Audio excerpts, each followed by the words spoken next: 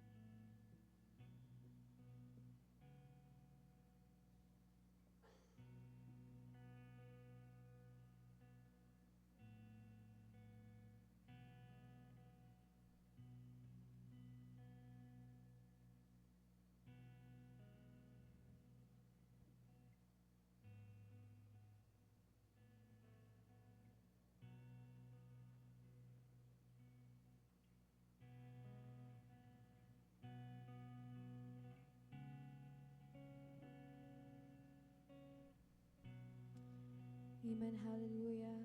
Panginoon namin makapangyarihan sa lahat, Lord. Salamat, Panginoon, sa umagang ito na muli po kami nagkasama-sama, Panginoon. Salamat po sa buhay ng bawat isang nandirito, Panginoon. Dalangin po namin, Lord God, ang presensya mo, Panginoon, sa umagang ito sa kalagitnaan po ng bawat isa, Panginoon. Panginoon, pinasasalamatan ka namin, Lord God, sa lahat po ng inyong ginawa, Panginoon.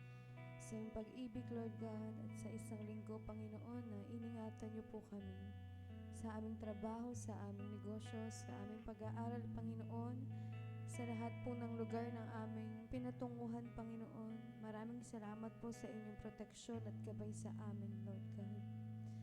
Salamat din, Panginoon, sa mga araw po na biniyayaan niyo kami, Panginoon, ng mga pagpapala, Lord, na sobra po sa aming pangangailangan at sa aming mga hiling, Panginoon. Panginoon, sa umagang ito, dalangin po namin na maging maayos po ang aming gawain, magmula po sa umpisa hanggang sa huli, Lord God. Dalangin po namin ang gabay mo, lalong-lalo na po sa worship team, Panginoon. Dalangin mo po na i-bless niyo po ang aming mga awiting papuri, Panginoon, na inihanda. Gamitin niyo po kami, Panginoon, na maging instrumento ng pagpapala, Panginoon, sa lahat po ng taong nandirito, Lord God. Gamitin mo po ang aming talentong kakayahan, Panginoon. Ganun din po, Lord God, sa aming pastor na magbabahagi ng iyong salita, Lord. Dalangin po namin na bigyan mo po siya ng knowledge and wisdom, Panginoon, na kailangan niyo, Lord. Sa pag-share ng Word of God, Panginoon, na mai-deliver niyo po ito ng maayos, Panginoon, ng ayon sa iyong kagustuhan, Lord. Ganon din po, Lord God, sa lahat po ng taong nandirito, Panginoon. Dalangin po namin na buksan mo po ang aming puso't isipan, Panginoon, sa iyong salita, Lord God. Dalangin po namin na lubusan po namin maintindihan at maunawaan, Panginoon, ang salita mo, Lord God. At maging practical ito, Lord God, at magamit po namin sa aming mga pamumuhay, Panginoon. Panginoon, maraming salamat po sa umagang ito.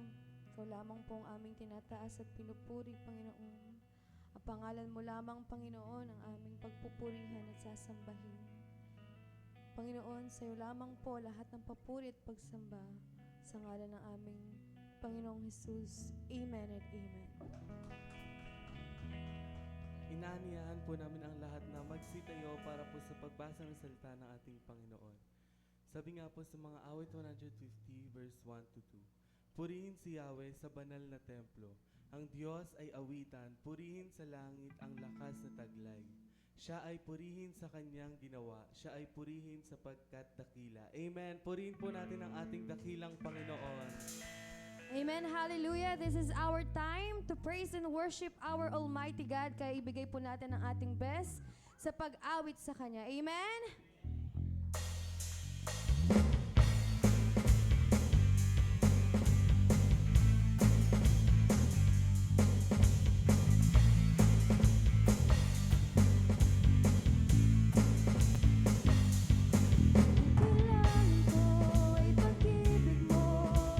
Diyos sa buhay ko, ito ang kagalakan.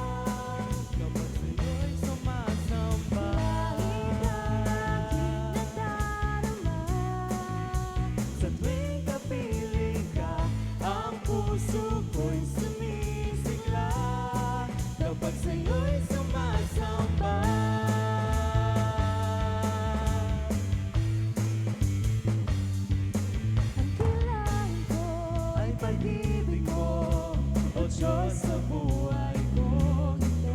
Ang kagalakan mo ay kalakasan ko. Ikaw ang nais ko, ikaw lamang ang pupurihin. Ang pangalan mo'y dadakilain, wala na sa'yong maihahambing. Ang awit ko'y iyong dinggin. Langit ang aking nadarama,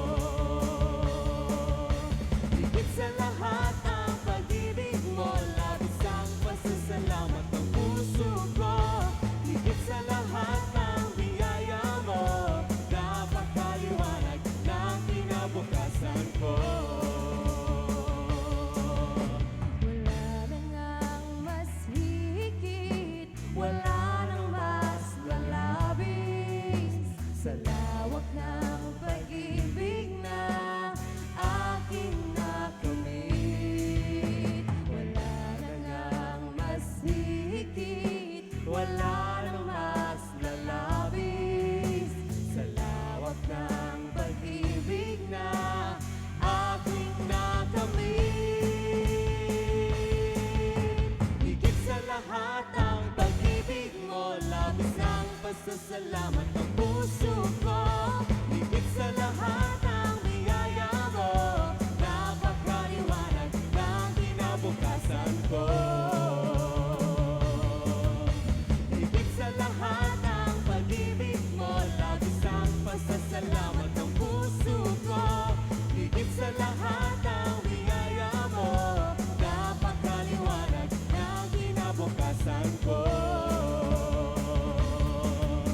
Higit sa lahat ang pag-ibig mo, labis ang pasasalamat ng puso ko.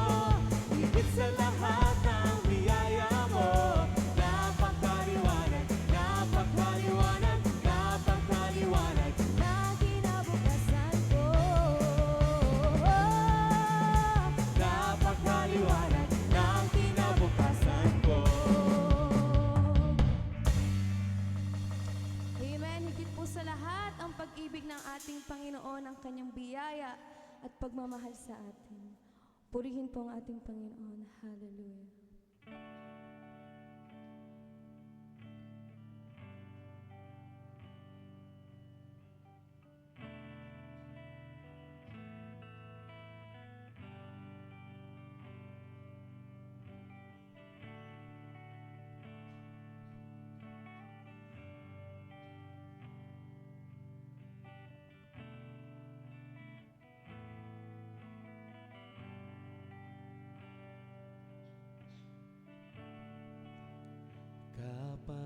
Kapayapaan nagmumula sa'yo.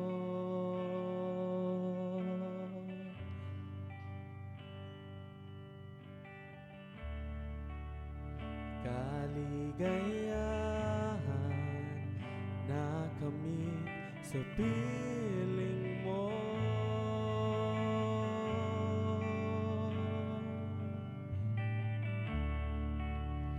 Kapayapaan nagmumula sa'yo.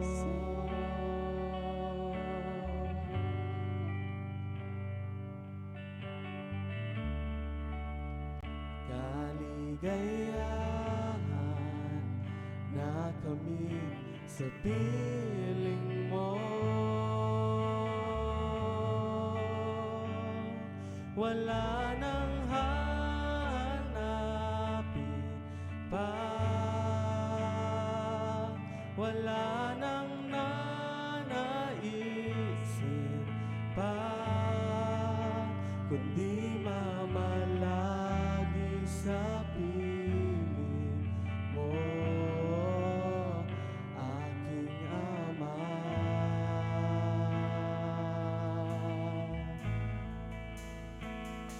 Wala nang papantay sa'yo, nag-iisang Panginoon. Kaya ang naisin ng puso ko sa piling mo.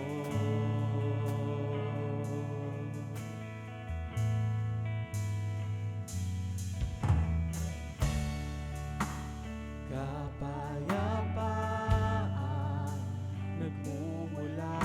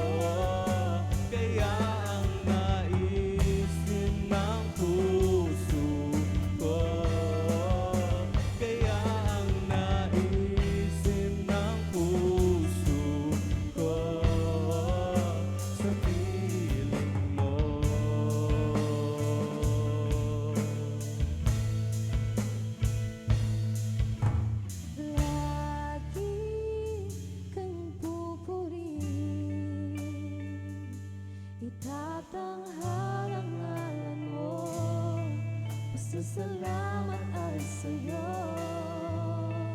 Lagi kang nanaisin. Ikaw lamang, walang iba. Sa puso ko, ikaw lamang. Lagi kang pupurihin. Itatanghal ang ngalan mo. Pasasalamat ay sa'yo. Lagi kang nanaisin. Ikaw lamang, walang iba. Sa puso ko, ikaw lamang. Ikaw lamang, walang iba. Sa puso ko, ikaw lamang. Jesus.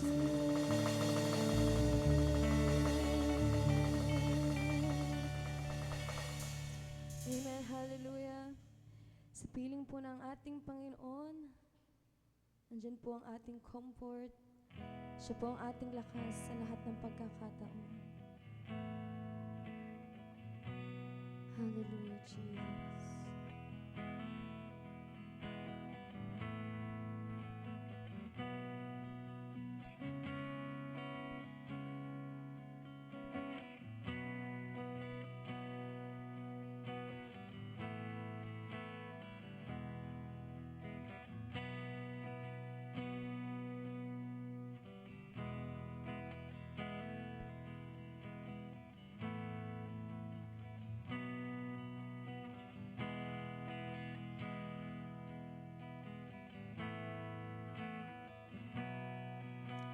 Diyos, Ikaw tunay na dakila sa mundo. Ikaw ang hari ng mahal ng tulad ko. Ginawa mong lahat, pag-ibig mo'y tapat at wagas.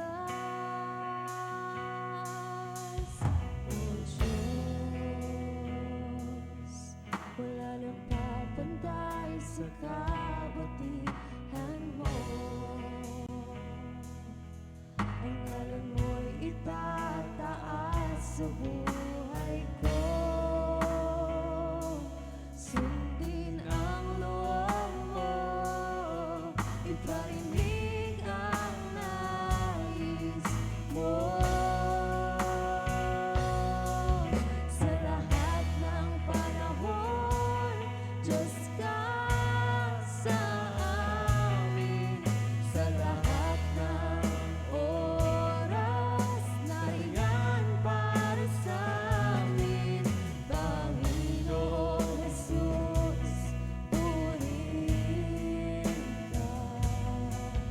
Dakilain ka sa buhay ko, aming Ama.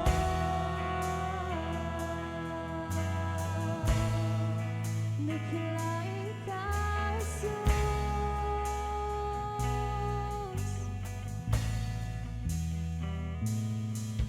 O Diyos, Ikaw tunay na dakila sa mundo. Ikaw ang hari ng mahal ng tulad ko. Sundin ang loob mo, iparinig ang nais mo. Sa lahat ng panahon, Diyos ka sa amin. Sa lahat ng oras, nariyan para sa amin. Panginoong Jesus, purihin ka. Dakilain ka sa buhay ko.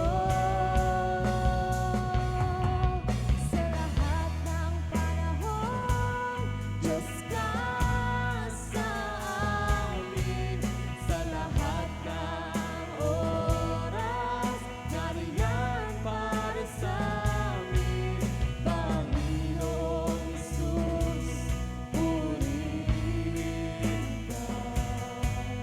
Dakilain ka sa buhay ko, aming Ama.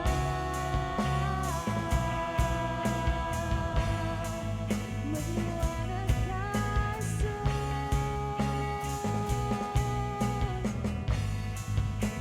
Ang habang panahon,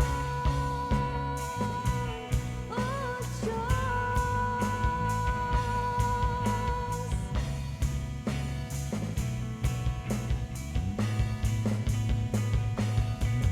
Sa lahat ng panahon, Diyos ka sa amin. Sa lahat ng oras, Nariyan para sa amin, Panginoong Jesus, purihin ka. Dakilain ka sa buhay ko, di nagbabago. Diyos ka sa amin, tanging sandigan. Nariyan para sa amin, Panginoong Jesus.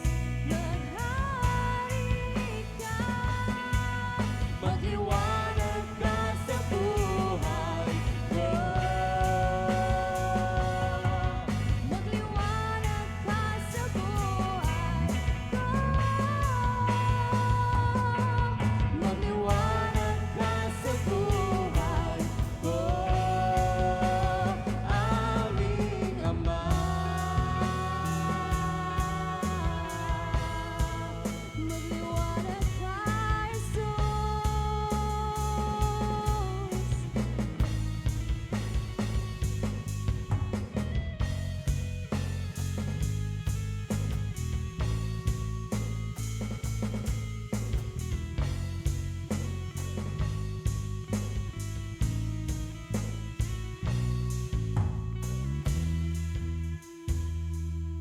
Amen. Hallelujah. Palakpakan po muna natin ang ating Panginoon. And let's all pray together. Father God in heaven, Lord, we thank you, Panginoon, for this morning that we can truly feel your presence, Panginoon, sa kalagitnaan po ng bawat isa. Panginoon, dalangin po namin na tanggapin mo po ang aming mga awiting papuri, Lord God, na pangalan mo, Panginoon, ang aming tinataas, Lord God. Sabi nga po sa awitin mo, iba talaga pag nasa piling ng aming Panginoong Jesus. Salamat, Panginoon, sa umagang ito. As we are about to receive your blessing in your word, Panginoon, dalangin po namin na manahan po ito sa aming mga puso't isipan, Panginoon. Bless mo po ang bawat isang nandirito, Lord God. In Jesus' mighty name, amen and amen.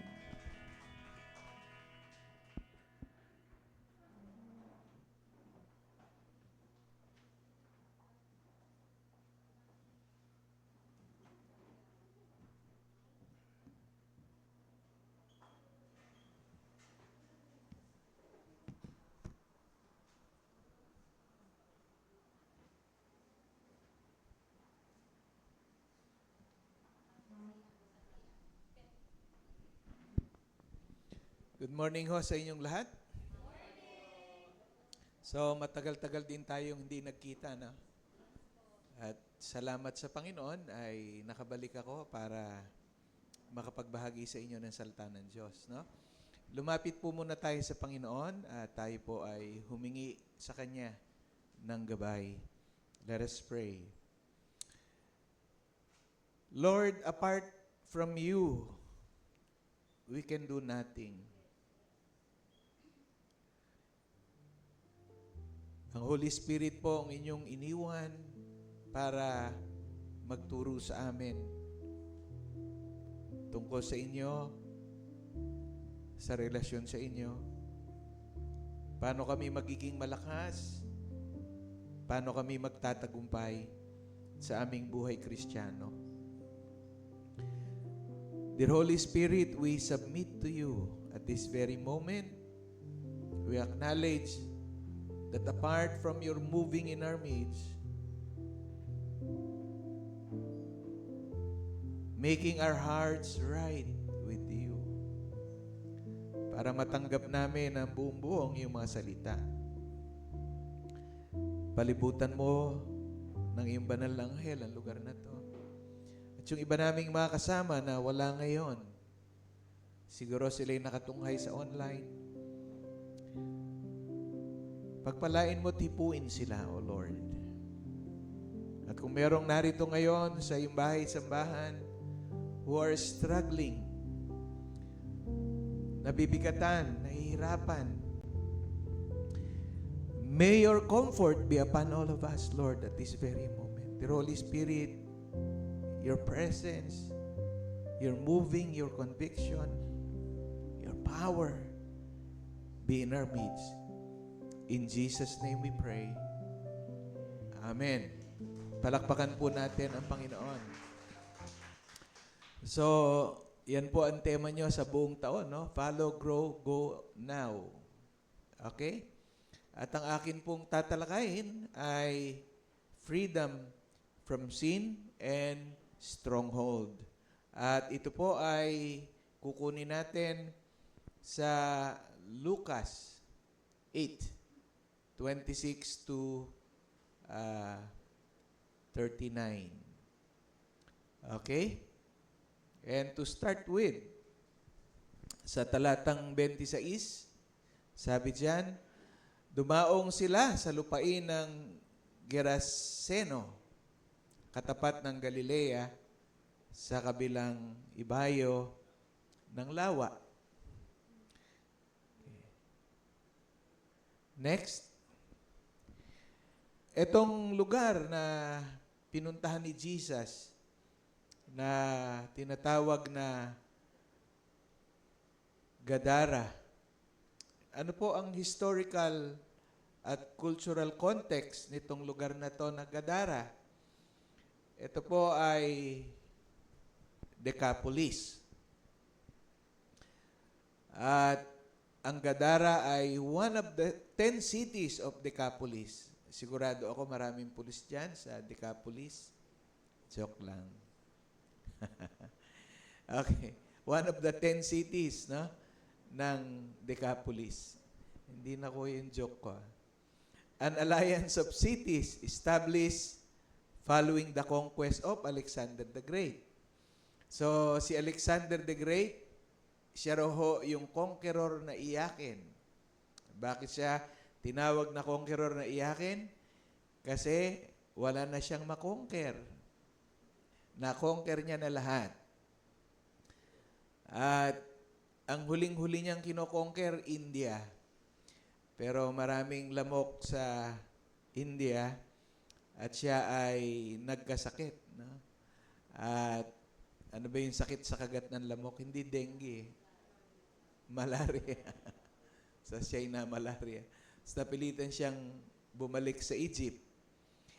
But a good thing is, no, mga kapatid, alam niyo po ba na ang ating Biblia, una ay yung Lumang Tipan, sinulat yan sa Hebrew at Aramaic. Kaya si Jesus, marunong din siya magsalta ng Aramaic aside from Hebrew. At alam niyo po ba na ang New Testament sinulat sa wikang Greek? So historically, inalaw din ng Diyos si Alexander the Great na i-conquer ang mundo at bawat nakukonquer nila ay ginagawa nilang Hellenized. Tinuturo nila yung Greek culture, tinuturo nila yung language dahil po ang New Testament ay sinulat sa Greek, naiintindihan ng mga tao ang New Testament. Kaya anywhere you go, they can understand the word. At yan ho ang ginawa, no, ng Greece sa pamumuno ng kanilang great general na si Alexander the Great. No? At ito pong Gadara ay predominantly Gentile, non-Jewish. No?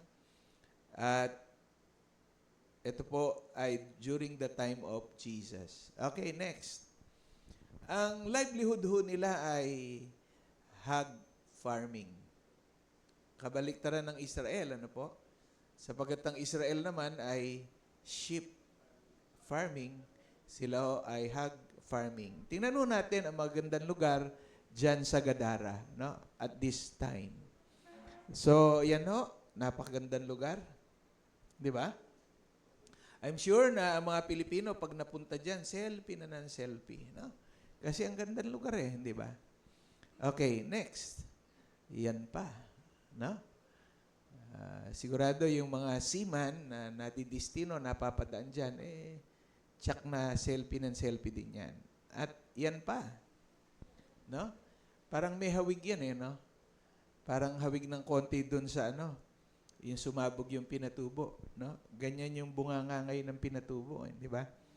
So, merong lake. Okay. So, pag-usapan po natin yung lugar ng Gadara kasi diyan sa lugar na yan ay merong napakatinding pangyayari na ginawa si Jesus. At itong Gadara, no, ay region of gatherings. Okay, during the time of Jesus, itong lugar na to ay associated with dark spiritual practices. Na? Dark spiritual practices. Na? Pagka sa Pilipinas yan, ay saan yan? Pag may dark spiritual practices, yung mga mambabarang, yung mga mangkukulam, yung mga manggagaway, na? Saan ba yan? Ha? Samar. Okay? So, yun ang practice nila, no? Sa lugar na yan ng gatherings, no? Dark spiritual practices, intense demonic activity. Kahit nga si Jesus nagmi-ministry, may mga naiinkwentro siya, marami, no? Mga inaalihan ng demonyo, no? So, in other words, itong Gadara ay involved at engaged sa occult practices or occult influence, no? At ito ay nasa ilalim ng spiritual bondage, no? Malawak ang galaw ng kadiliman sa lugar na 'yan. At pinapractice po yung tinatawag na witchcraft, occult practices in the region, no? Ano yung mga occultism? Ano pa ho? Necromancy and tomb, no? Yung ating pag-aaralan, yung lalaki na naengkwentro ni Jesus, sa libingan natutulog at sa mga yungib. Bakit niya ginagawa yon? Dahil ina-attempt niya na makapag-communicate sa kaluluwa ng patay. At nais niyang ma-impluwensya ng espiritu ng mga patay. Okay, dahil alam naman natin, lalo na yung nagpa-practice ng mga anting-anting, no? 'Di ba? Yung mga nagpa-practice, ang daing Pilipino kaya nagpa-practice, gusto magkaroon ng anting-anting, pumupunta yan sa libingan. 'Di ba? Dahil naniniwala sila na doon makakakuha sila ng kapangyarihang itim. Okay, so yun ang gawin ng lalaki. At doon sa lugar na yon, they practice demon worship, subjection. Okay, doon sa lugar na yan, merong mga Girgasites na tinatawag, mga Canaanite, neighbor tribe. Nagpa-practice sila ng demon worship. Okay, sorcery, divination. So, sa halip ng i-worship ang Creator, ang wino-worship nila ay ang mga demons, no? At malevolent spirits and hunting, no? Alam nyo, ngayon, sa Pilipinas, di ba, yung mga grupo na pupunta dun sa kung saan-saan, tapos sasabihin, nararamdaman namin, malakas ang spirito rito. Ito yung mga kaluluwa na hindi nakaalis. Di ba? Kung saan-saan sila pumupunta. No? At yung pinaka-leader nun, tingnan mo nga yung mukha niya, kakaiba rin di ba? So, ganun ang kanilang paniniwala. At, di ba, sinasaktan, sinusugatan ng lalaki yung kanyang sarili. Ito ay self-harm at saka ritualistic misery. In other words, itong lalaking ito ay na-demonize. Next. Okay, so ito ang storya ng ating pag-aaralan. Ang pagpapagaling sa Geraseno. Yung lalaki pong yon na demon possessed, no? Pagbaba ni Jesus sa bangka, sinalubong siya ng isang taga-roon na sinasapian ng mga demonyo. Hindi isa lang, marami. mga demonyo. Matagal na itong hindi nagsusuot ng damit, no? Kaya hindi normal yung, di ba, meron tayong nakikita naglalakad sa kalye, hubad. That's not normal. So, hindi na siya nagsusuot ng damit. Ayaw niyan tumira sa bahay, kundi sa mga kuwebang libingan na mamalagi. Yun nga, dahil kumukontak siya sa mga espiritu. Na?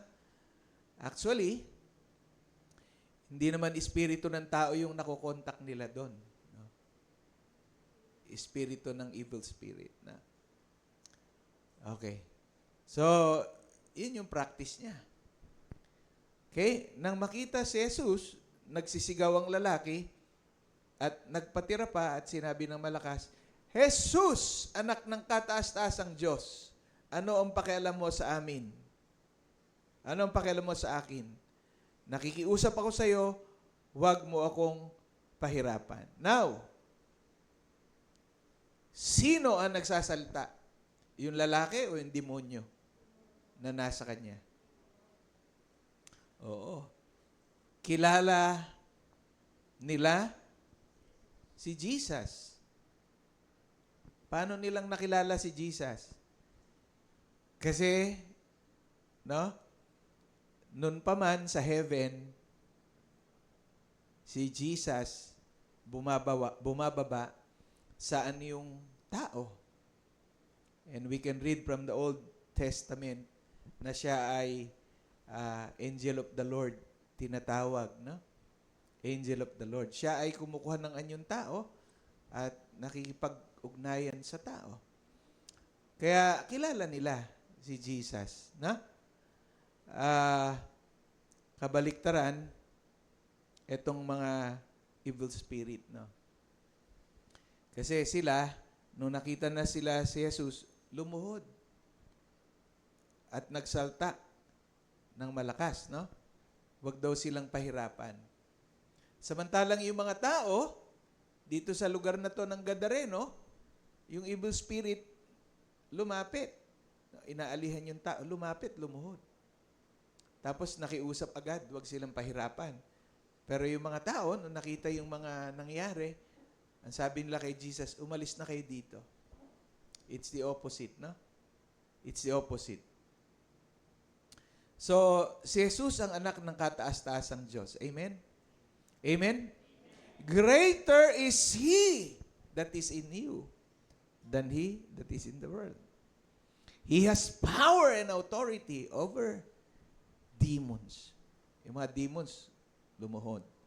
Pag daw silang pahirapan. Okay? Next. 3 puntos yung ating pag-aaralan. Una, the demonic reaction. Okay? Pag-usapan natin yung dating buhay ng tao. Man's former life. At one time, he seemed to have a normal relationship with others.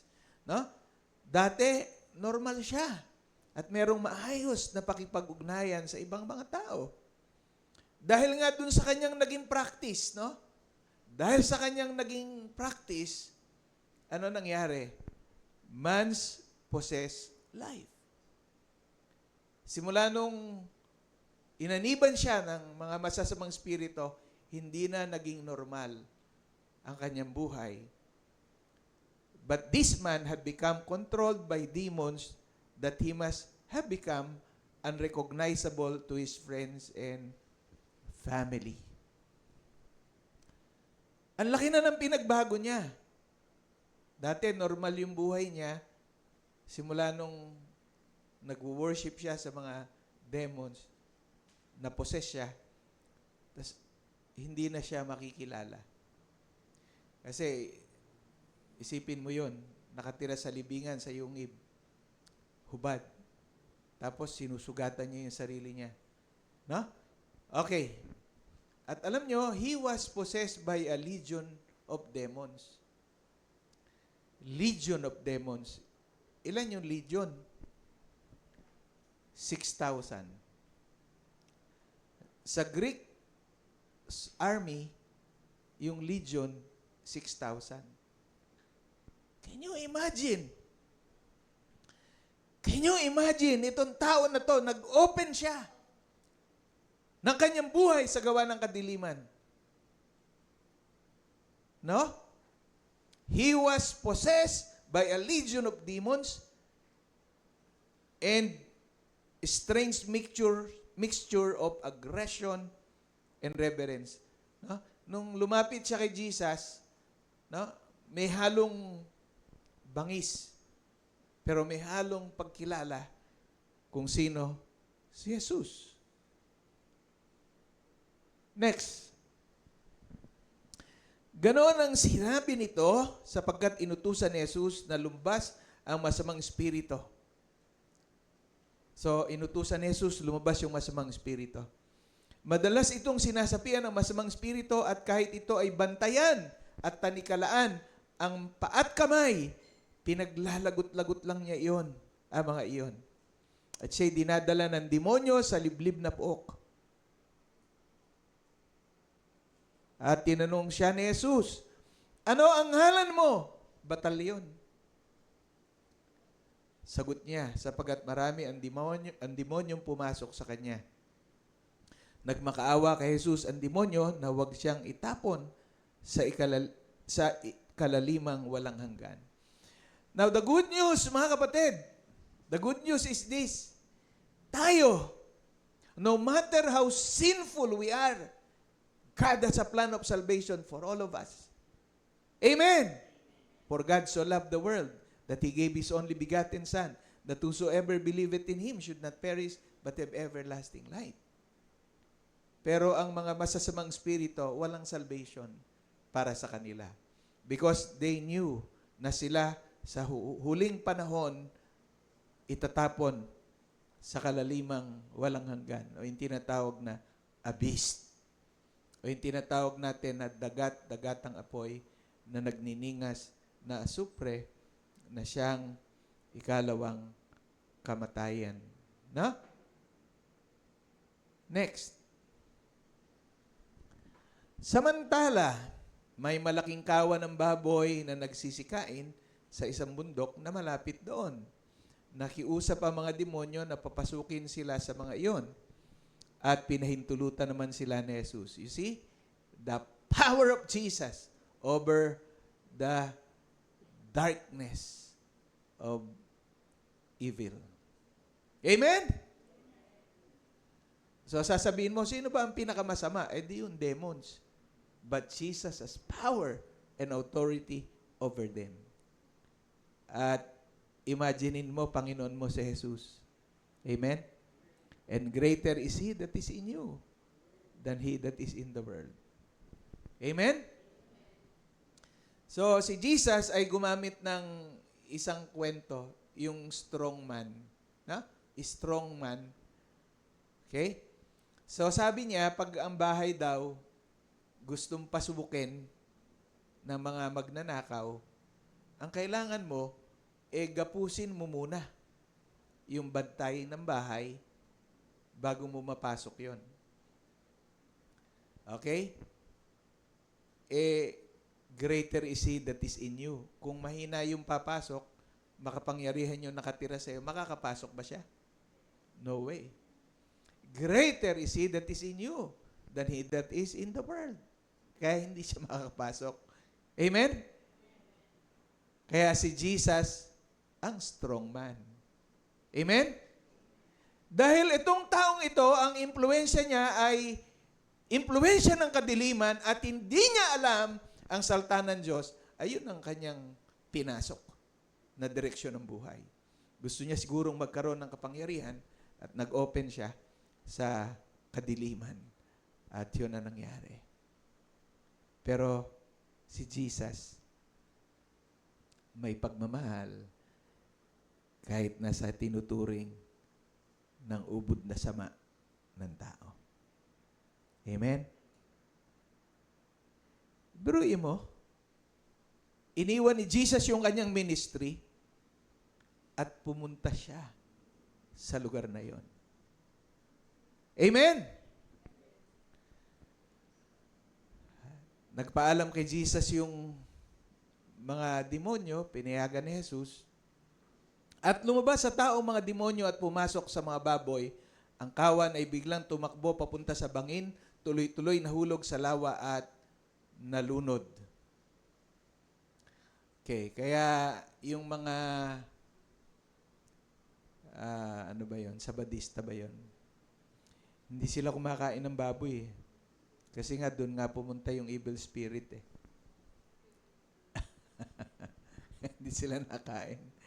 Marumi nga eh. Pero favorite ng Pilipino eh, no?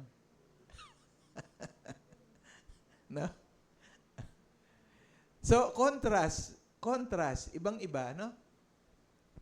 If you remember the prodigal son, yung istorya ng prodigal son, di ba? Sabi ng prodigal son sa tatay niya, akin na yung lahat ng mana ko. At binigay ng tatay, at siya ay nagpakalayo-layo at inubos yung kayamanan. At nagkaroon ng tagutom dun sa lugar. At ano naging trabaho ng prodigal son? Nag-alaga ng baboy. You see? Baboy ang inalagaan. Di ba? Tapos sa sobrang gutom, pati yung pagkain ng baboy, gusto niya nang kainin. Siguro kinakain niya na yung pagkain ng baboy. Bigla niya naisip yung ama, sabi niya sa bahay ng ama ko, yung mga alipin doon, kumakain ng sapat. Dito, gutom na gutom ako. Uuwi ako. Hingi ako ng tawad sa tatay ko. Aaminin ko na nagkasala ako. No, bakit doon sa prodigal son, ang ginamit doon yung baboy? Sabihin yung anak, piniling mamuhay sa maduming kasalanan ng mundo. Kaya, ginamit yung baboy. So, dito, yung mga baboy ay nalunod. Okay? Next. Yan. Kaya ngayon, kakain pa ba kayo ng baboy? Opo, pastor, masarap yun eh. Lalo na yung lechon. Anyway, basta, nilinis ni Lord. Hindi ang pumapasok ang nagpaparumi sa tao, kundi lumalabas sa kanyang bibig kasi mula sa kaibuturan ng puso nanggagaling ang lahat ng karumihan. Okay? Kaya meron ako nakikita, nagpe-pray, sabi, Lord, alisin mo po ang kolesterol dito po sa aming kakainin na ito.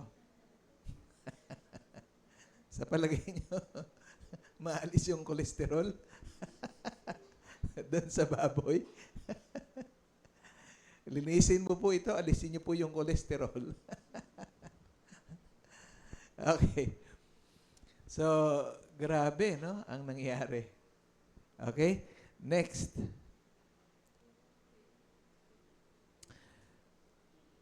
Freedom from sin and stronghold is found in Jesus Christ alone. Amen? Ang kalayaan sa kasalanan at sa stronghold ng kasalanan, kay Jesus lang matatagpuan. Amen? Grabe. Na? Iniwan niya yung ministry niya. Pinuntahan niya yung isang yon. Amen? Pinalaya niya. Amen? Who breaks the power of sin through grace rather than law. Kung tutuusin, kung pinatupad ni Jesus yung law, katulad ng ginagawa ng mga Pariseo, hindi si Jesus pwedeng makisalamuha sa mga marurumi na yon. But He showed grace rather than the law. Amen? Naalala niyo po yung babae na nahuli sa akto ng pangangalo niya, dinala sa paanan ni Jesus. Sabi ng mga Pariseo, itong babaeng to, nahuli sa akto ng pangangalo niya, at ayon sa kautusan ni Moses, dapat siyang batuhin hanggang mamatay. Di ba? That's the law. Amen? That's the law. At si Jesus, simple, umupo sa lupa, nagsulat sa lupa, At sinabi niya, kung sino sa inyo ang walang kasalanan, siyang maunang pumulot ng bato at batuhin ang babaeng ito. So anong nangyari? Ha? Isa-isang nag-alisan. At sabi ni Jesus sa babae, umuwi ka na. Hindi kita hahatulan. Huwag mo nang ulitin pa yung ginawa mo. That is grace. Amen. Palakpakan ng malakas na malakas ang ating Panginoong Yesus. Amen. That is grace. Sa dinami-dami ng pupuntahan, bakit si Jesus nagpunta doon? At bakit niya pinalaya yung lalaking yon sa kanyang bandage? It involves daily surrender to the Holy Spirit, replacing old habits. Church, replacing old habits with righteousness. Okay, nabasa ko po sa FB. Ito yung sinasabi na maganda at meron tayong matututunan. Sabi po rito, so, a thought. Iyaan mong pumasok sa utak mo lahat ng kaisipan. And you reap an act. Dahil kung anong iniisip mo, yun na ang gagawin mo. So, a thought, and you reap an act. So, an act, and you reap a habit. Yun na. Habit mo na yun. No? And, so, a habit, you reap a character. So, a character, and you reap a destiny. Nagsimula lang siya sa pag-aalaw mo na yung masasamang isip pumasok sa utak mo. Okay? So, sabihin natin, yung ibon umiikot sa ulo na natin. That's one thing. Pero pag inalaw mo yung ibon magpugad sa ulo mo, that's another thing. Amen? Only Jesus can give us the freedom from sin and stronghold. Yun yung stronghold, yung parang nasimentuhan ng pagkatao mo na hindi na mabago. And it's only Jesus who can break that only by His grace. Si Jesus lang ang pwedeng makakabasag niyan sa pamagitan ng kanyang biyaya. Alam nyo, si Jesus ay nagsalita. Ang ganda nito ang ganda nito. Si Jesus ay nagsalita, no?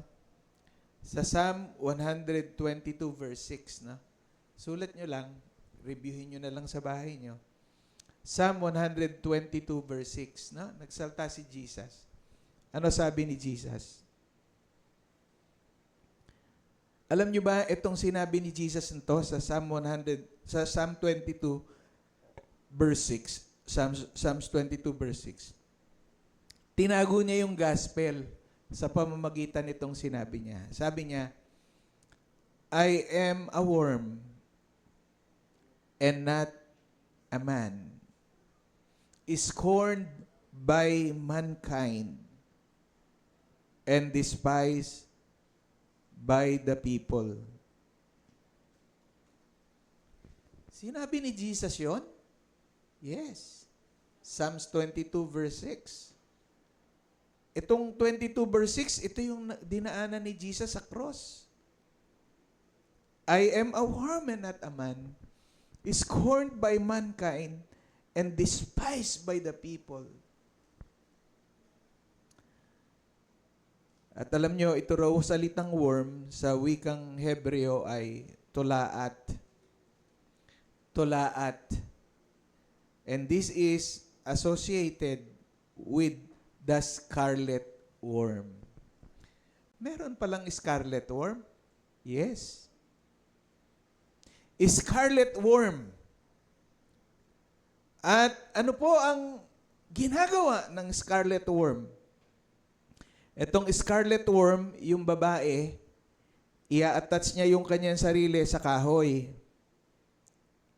At pag in-attach niya yung kanyang sarili sa kahoy, no? Nanganganak siya. She brings forth life. And in the process, her body is crushed. So itong scarlet worm, madudurog yung katawan niya. Okay? And the wood is stained crimson. Kung saan siya dumikit, yung bahaging yon magiging kulay pula. Okay? Her offsprings are covered by what comes from her. Yung mga anak niya lalabas mula sa kanya. Protected by it. Sustained because of it. Then she dies, and in the time, what remains turns white. Ano yung sinabi ni Isaiah? Sabi niya, though your sins are like scarlet, they shall be as white as snow. Biro mo si Jesus, yun yung ginawa niya para sa atin. No? Ito yung picture nun ewan ko makikita niyo. Yung scarlet worm. Hindi niyo kita, no? Scarlet worm. Tapos magiging ano na siya, puti. Yung sinabi ni Isaiah, kahit na gaano kapula ang kasalanan natin, gagawin niyang kasing puti ng niebe, ng snow. Palakpakan natin ng malakas na malakas si Jesus. Thank you, Jesus. Because we can find our freedom from you. Amen? Kaya kailangan natin mag-surrender sa Holy Spirit, replace ang old habits with righteousness, and resisting temptation. Dati, alipin tayo ng kasalanan, but now, we are transformed, and we are now servants of God. Amen? Hallelujah. Hallelujah. Glory to Jesus. Alam niyo yung mga alipin, no, yung mga alipin. Yung mga alipin, di kinuha sila. Magbabayad sila ng pagkakautang nila. Pag nabayaran nila yung pagkakautang nila, palalayain na sila nung kanilang master. Pero pagka yung alipin, napamahal sa amo niya, dahil sa kabutihan ng kanyang amo, ang gagawin sa alipin, lalagyan siya ng hikaw sa ilong. Marami tayong nakikita ngayon, nakahikaw yung ilong, di ba? Pero sa India, parang tradisyon nila, may nakalagay na hikaw sa ilong. At alam nyo, sa panahon na yon, sa Lumang Tipan, pag meron kang hikaw sa ilong, ibig sabihin nun, pinalaya ka na. Pero pinili mo na maglingkod sa master mo habang buhay dahil sa kabutihan niya at pagmamahal sa iyo. Amen. Pinalaya tayo ni Jesus. Amen. Upang tayo ay maging alipin ng Diyos. Pagkatas nating makita yung kagandahan ng pag-ibig ni Jesus sa atin na makasalanan, mas pinili natin na maging alipin ng Diyos. Number 2. The man's restoration. Back to his normal life. Oh, normal na ulit ang buhay niya. Okay, he was barely a man at this point. Tao na lang siya kasi wala nang nakasanib sa kanya. Formerly, he acted worse than animals. Para siyang hayop. And for all intents and purposes, his life was almost a living hell. Yung buhay niya ay living hell. No? Ganun naman talaga eh. No? Alam niyo, pagka tayo ay hindi sa Diyos nagpaalipin, buhay ka pero living hell. Ganun yung buhay ng lalaki. It's a living hell. As the King of Kings and Lord of Lords, He simply spoke one command, "Come out of the man, thou unclean spirit." Christ proved and displayed the Lord's power. Amen? The Lord's power. Meron tayong power. Amen? Sabihin mo lang, in Jesus' name. Amen. Christ's power is demonstrated to be that great. And it was not only power that set this man free, it was compassion, mercy, and divine love. Amen! Grabe. Ang buhay ng lalaking ito ay living hell. But because of Jesus' compassion, because of Jesus' mercy, because of Jesus' divine love, this man was restored to his normal life. Palakpakan na malakas ang Panginoon. Amen? So, lalaktawan na po natin yung susunod yan. Sige, laktawan na natin yan. Nabanggit ko na yan kanina. So, anong sabi ng verse 35? Lumabas ang mga tao upang tingnan ang nangyari at paglapit nila kay Jesus, nakita nila ang taong dating sinasapian ng mga demonyo. Kilala ba nila yung lalaking dating sinasapian ng mga demonyo? Yes! Dahil silang lahat hindi makadaan sa lugar na yon dahil nananakit. So, kilala nila. Pero at that time, nakita nila ang lalaki nakaupo sa paanan ni Jesus. Wow! What a beautiful feature. Si Jesus, nakatayo, yung lalaki. Tumino na, normal na, nakaupo sa paanan ni Jesus. Kung naalala nyo, si Marta, saka si Maria, diba? Sobrang abala si Marta sa gawain sa bahay dahil maraming panauhin. Tapos si Mary, umupo sa paanan ni Jesus. At nabuwisit si Marta, nilapitan si Jesus. Sabi niya, Panginoon, yung kapatid ko, sabihin niyo naman, tulungan ako sa mga gawaing bahay. Sabi ni Jesus, masyado kang naabala sa maraming mga bagay. Pero pinili ni Mary na umupo sa aking paanan, matuto ng salita ng Diyos. Amen? Alin ba importante, gawaing bahay o ang Panginoon? Ha? Minsan, sobra tayong nag-aalala. Hindi ko yata matatapos yung mga trabaho ko. Hindi muna ako magsisimba ngayon. Tatapusin ko muna lahat ng labahin ko. So, inuna mo yung Panginoon, nagulat ka. Oops, kinaya ko. Nagsimba na ako, nakasimba na ako, natapos ko pa lahat ng trabaho ko. Amen?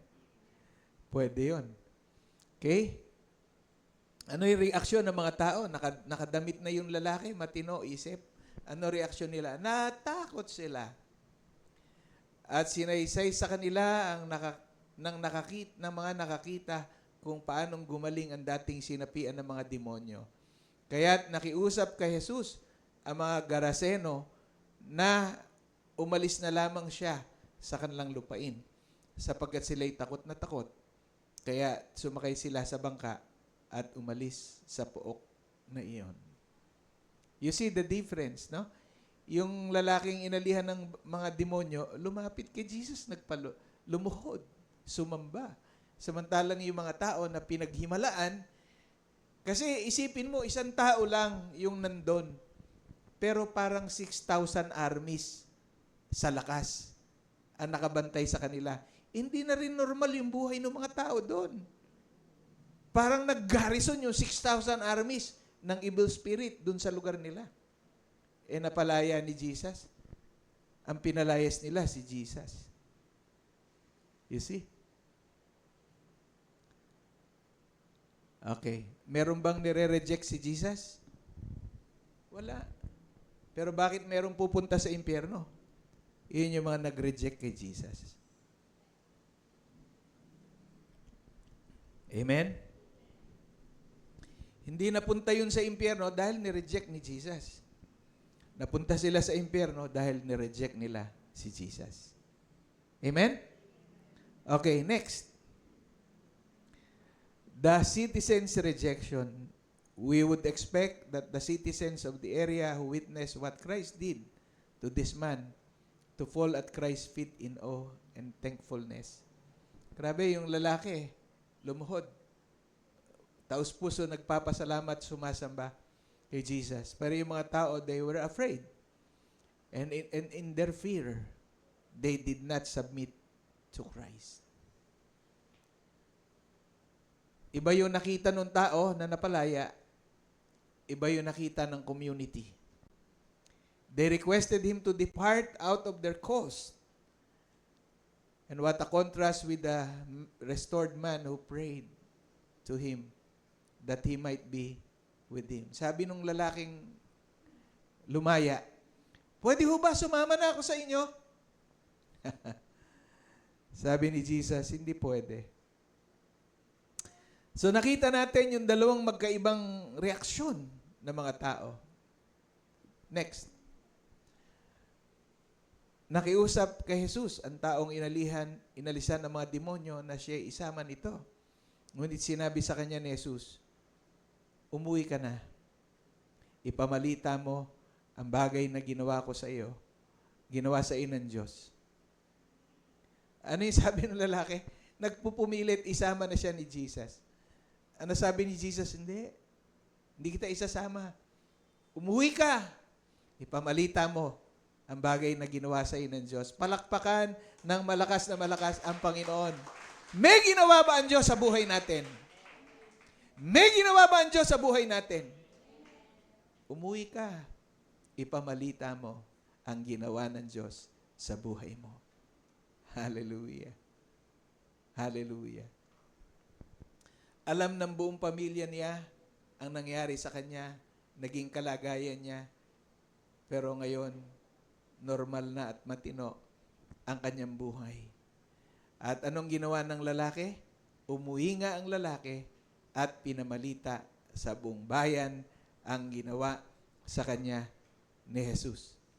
Alam nyo, ang pinakamabisa na mensahe ay yung patotoo ng kapangyarihan ng Diyos sa buhay natin kung paano tayo binago ng Diyos. Okay? Next. Okay, lalaktawan na natin yan.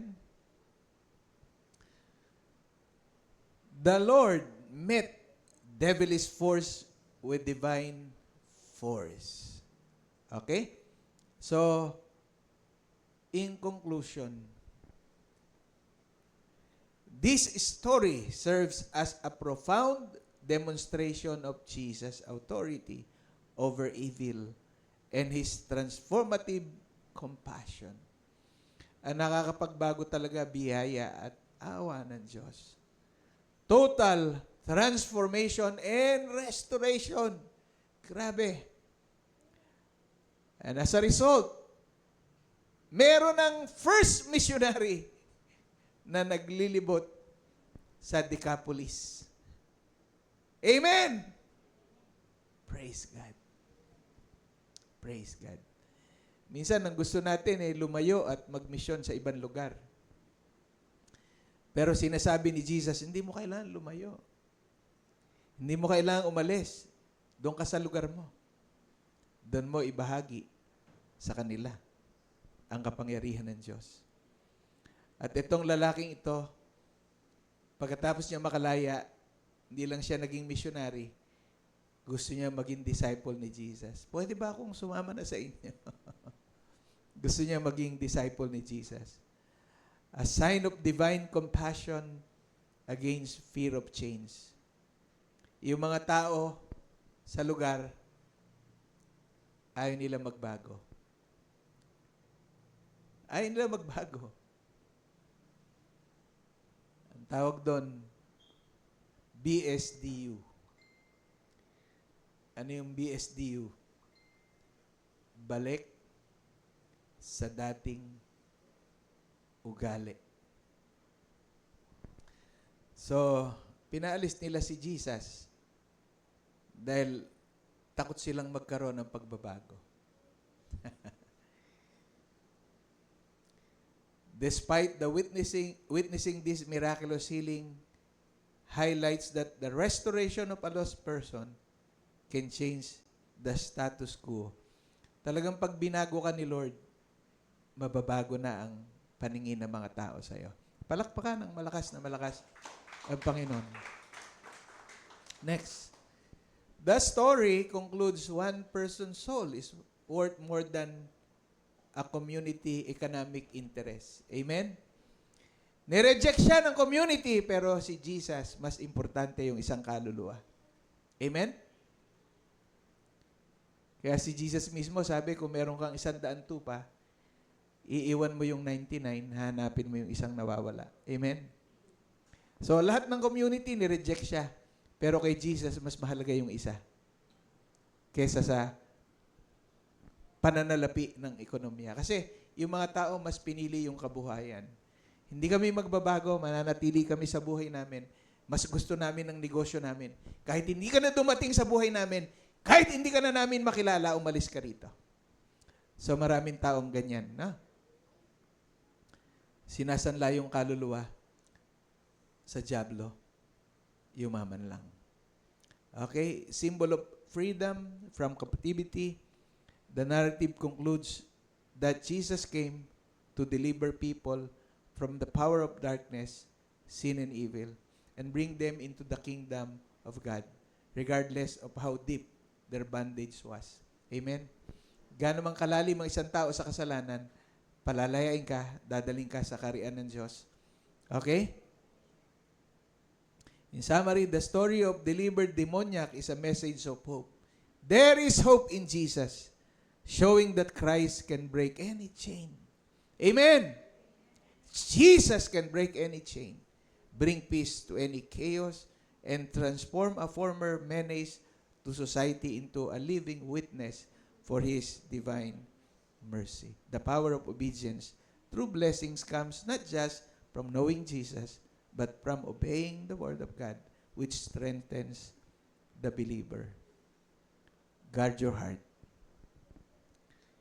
A liberated life must be filled with the Holy Spirit. Amen? Doon sa stronger than the strong man, kinuwento ni Jesus, pag daw yung masamang espiritu umalis sa tao, maghahanap ng kapahingahan. Pero pag wala siyang mahanap na kapahingahan, pag nakita niya yung dati niyang inalisan, malinis, babalik siya. Magsasama pa siya ng mas marami. At magiging worse pa yung kalagayan ng tao. Kaya dapat, pag umalis yung evil, si Jesus na yung strong man na patitirahin mo sa buhay mo. Because greater is He that is in you than he that is in the world. Palakpakan ng malakas na malakas ang Panginoon. Hallelujah.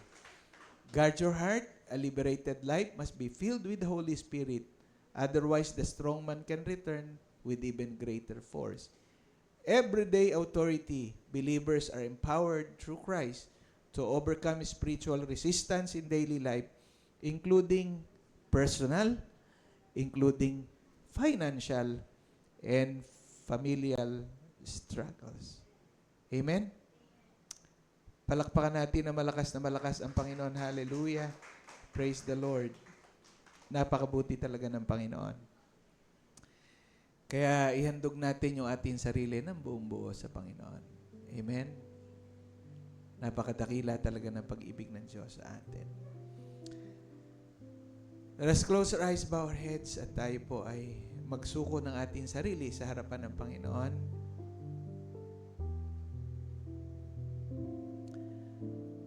Kung alam mo na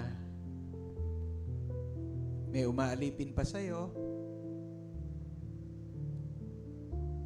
isa lang yung solusyon, si Jesus.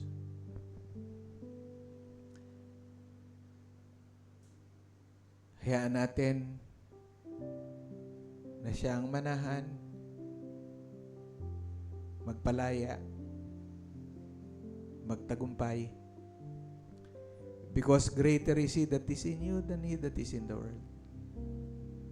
Hindi lang si Jesus ang nananahan sa atin, but the Holy Spirit is residing in us. Kaya kung tayo po ay hindi makapagtagumpay sa gawa ng kasalanan, come to Jesus. Lumapit tayong lahat sa Panginoon. Siya lang yung magbibigay sa atin ng tagumpay. Siya yung makakapagpalaya sa atin sa kasalanan at sa bondage ng kasalanan. Thank you, Jesus. Katulad ng storya natin pinag-aralan, iniwan ni Jesus yung kanyang ministry. Pinuntahan niya yung isa, pinalaya niya. Nireject siya ng community, pero mas mahalaga ang isa kesa sa community na nagre-reject sa kanya. So Lord Jesus, we submit to you, we surrender to you, the Holy Spirit. We submit to you. We surrender to you. Salamat sa kalayaan na meron kami sa iyo, Panginoon. The Lord bless you and keep you. The Lord make His face to shine upon you, be gracious to you, and give you peace, now and forevermore. Amen. God bless everyone.